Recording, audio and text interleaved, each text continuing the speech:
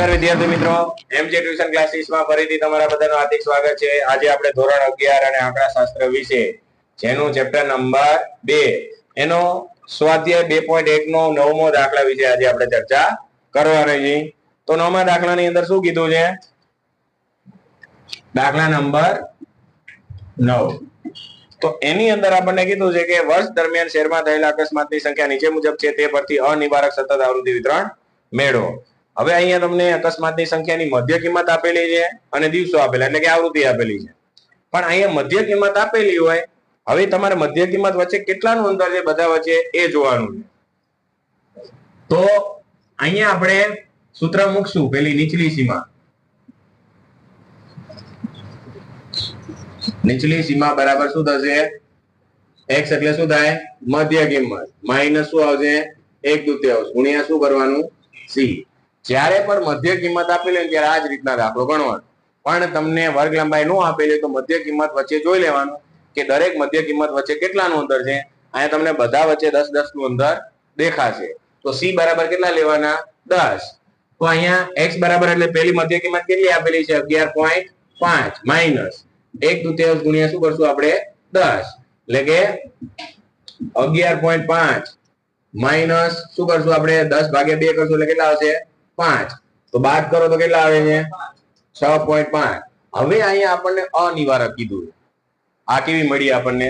નિવારક। મેં હંમેશા તમને પહેલા કીધું હતું કાલે કે આ નીચલી સીમા મેળવો તો કેવી મળશે? હંમેશા નિવારક જ હોય। આપણને કેવી મેળવવાની કીધી છે? અનિવારક। તો આપણે અહીંયા શું મેળવશું? અનિવારક।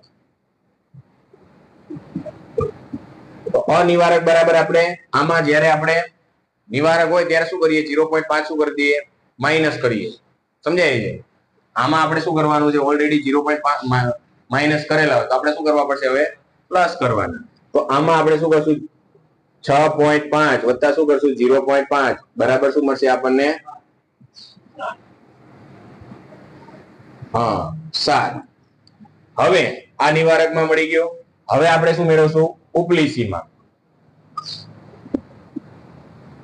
તો ઉપલી સીમા બરાબર શું થશે? આપણું સૂત્ર x વત્તા 1/2 ગુણ્યા c। x એટલે મધ્ય કિંમત કેટલી આપેલી? 1.5 વત્તા 1/2 ગુણ્યા 10 વર્ગ લંબાઈ। તો હવે કેટલા મળશે આપણને? 5 કરીએ એટલે આપણને 11.5 વત્તા શું કરશું આપણે? 5 બરાબર કેટલા મળશે આપણને? 16.5। તો અહીંયા પ્લસ કર્યા, આમાં શું કરવાના? માઇનસ કરવાના। તો આપણે બાદ કરતા અહીંયા શું કહીશું? નિવારક, અનિવારક, સોરી, પણ કે ઉપલી સીમા 0.5 એટલે કેટલા મળશે આપણને? 16। ખબર પડી બધાને? હવે અહીંયા લખી નાખવાના આપણે વર્ગ। તો પેલો વર્ગ શું મળે છે આપણને? 7 થી 16। સમજાણું બધાને? હવે 17 થી કેટલાનું અંતર રાખવાનું છે? 10 નું અંતર રાખવાનું છે। તો અહીંયા 17 થી કેટલાનું થશે? અહીંયા 26 આવશે। અનિવારક છે। શું છે? અનિવારક છે। તો આમાં ડાયરેક્ટ 10 પ્લસ કરીશ તો નહીં આવે ક્યારે। હવે અહીંયા 27 થી 36 અને 37 થી 46 થી સોરી 47 થી બરોબર ચાલે છે? આ નો ખબર પડે જો આમાં 10 નું અંતર દેખાય આવે, દેખાય છે? સરસ કહેવાય। પછી છેલ્લી આપણે મધ્ય કિંમત કેટલી આપેલી જુઓ તો, આ બંનેનો સરવાળો કરો ભાગ્યા 2 કરો, કેટલા આવે? f એટલે આપણને 160, 120, 43, 40 અને 2 અને n બરાબર થશે આપણને 365। તો આ તો આપણું નવમો દાખલો। જો ક્યાં સુધી લંબાવના એ આપણી છેલ્લી મધ્ય કિંમત આપેલી છે, આ બંનેનો સરવાળો કરતા છેલ્લી મધ્ય કિંમત આવી જાય 51.5 તો મળી જાય છે। એનો મીનિંગ અહીંયા સુધીની જ આપણને રકમ આપેલી છે। તો બધાને ખબર પડી ગઈ? હવે કોઈને કઈ પ્રશ્ન છે? નહીં તો લખી દાખલા નંબર 10। તો દાખલા નંબર 10 ની અંદર આપણને શું કીધું છે એ જોઈએ।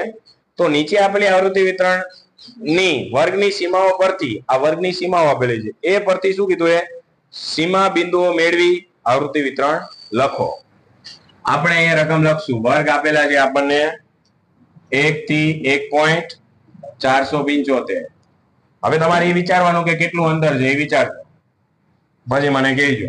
1.975 પછી 2 થી 2.475 પછી 2.5 થી 2.975 પછી 3 થી એટલે આપણે 3.0 જ લઈએ. 3 થી 3.475 અને અહીંયા 3.5 થી કેટલું આપેલું છે આપણને? 3.975. રેડી? અને બાજુમાં શું આપેલી છે આપણને? આવૃત્તિ, એટલે કે એફ આપેલા છે. આવૃત્તિ ના લખો, ડાયરેક્ટ એફ લખી નાખો તો પણ ચાલશે. 20, 10, 5 અને n બરાબર 70. રેડી? આટલી વસ્તુ આપેલી છે. હવે તમે અંતર કઈ રીતના ચેક કરશો કે આ બંનેનું અંતર તો કેટલાનો આવશે? 0.475. બધામાં 0.475 જ છે, પણ અહીંયા ચેક કરવાનું નથી. તમારે આનું અને આનું અંતર ચેક કરો.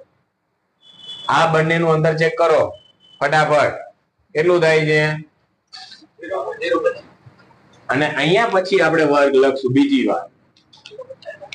કેટલું થાય છે? 0.025 થાય છે. આની અને આની વચ્ચેનું અંતર જે છે બધાને એટલું થયું 0.025. હવે અહીંયા ત્યાં એટલે કે આ બંનેનું એટલે બધા વચ્ચે 0.025 જ હશે. તમે બધાનું ચેક કરી શકો છો. બધા વચ્ચે કેટલાનું હશે?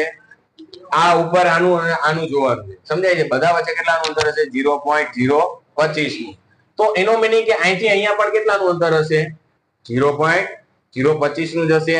તો એક માંથી અહીંયા બાદ કરો, કેટલા આવે છે? એક માંથી 0.025 બાદ કરો એટલે અહીંયા કઈ સંખ્યા આવે છે એ મને કયો.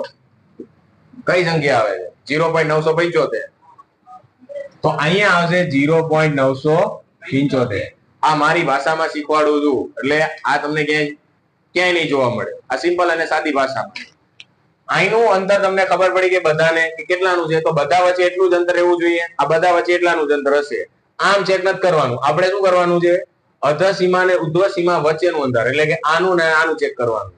સમજાણું? કારણ કે અહીંયા સીમાઓ આપેલી. તો આનું નાનું આપણને ચેક કરતા કેટલું? 0.025 નું મળે. તો અહીંયા પણ કેટલાનું હશે? આનું નાનું 0.025 નું. એટલે મેં એકમાંથી કેટલા બાદ કર્યા? 0.025 બાદ કર્યા. એટલે ઉપર કેટલા મળ્યા? હવે કાંઈ જ કરવાનું નથી. આ બંનેનો સરવાળો. આપણી આ અધર સીમા કહેવાય અને શું કહેવાય? ઉધ્વ સીમા. તો અધર સીમા અને ઉધ્વ સીમાનો સરવાળો ભાગ્યા 2 એટલે આપણને નીચલી સીમા મળે, અધર સીમા મળે. કેવી મળે છે? આ બંનેનો સરવાળો કરો ભાગ્યા 2 કરો, કેટલા આવે છે? 0.8. ભાઈ કેલ સીધે 0.975 પ્લસ 1 અને ભાગ્યા કેટલા કરવાના? 2 એટલે કેટલા મળશે? 0.9875. અહીંથી આપણા વર્ગ ચાલુ થશે. આ મળી આપણની અધર સીમા. શું મળી?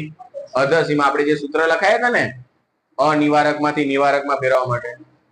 હા, અનિવારકમાંથી આપણે નિવારકમાં ફેરવવા માટેના જે સૂત્ર લખાયા ને તેમાં પેલા શું આવતી હતી? અધર સીમા. તે જ વર્ગની ઉપલી સીમા. તો આ વર્ગની શું થઈ? ઉપલી સીમા આ થઈ કે નહીં? સમજાણું? અને આની શું થઈ? અધર સીમા 1 થઈ. ખબર પડી બધાને? તો આ 1 વત્તા કેટલા કરવાના? 0.975 ભાગ્યા કેટલા કરવાના? 2 એટલે કેટલા મળશે? 0.9875. હવે અહીંયાથી સેમ આ બંનેનો સરવાળો ભાગ્યા કેટલા કરવાના?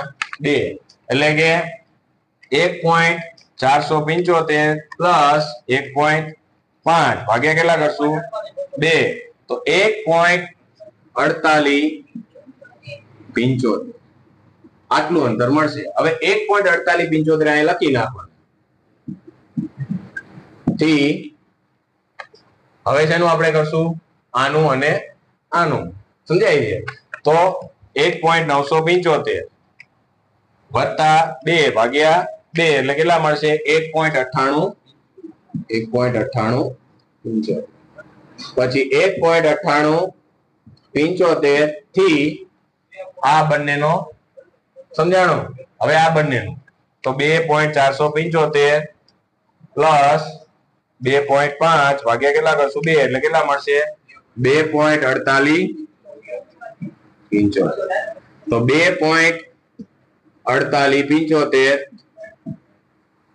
અને કેટલા આવશે અહીંયા 2.9875 2.9875 એ કેટલું આવશે 3.4875 તો અહીંયા આવશે 3.4875 એ કેટલું આવશે 3.9875 અને અહીંયા આવશે હવે આપણે અહીંયા આવશે નહીં આટલા જ આવે છે હવે બાજુમાં શું આવશે f આને લખી નાખવાનું બીજું કઈ કરવાનું નથી જે આપણને સીમા બિંદુ મેળવવાના કીધા હતા એ આપણા મળી ગયા છે અને n બરાબર 70 તો આ હતો આપણો દાખલા નંબર 10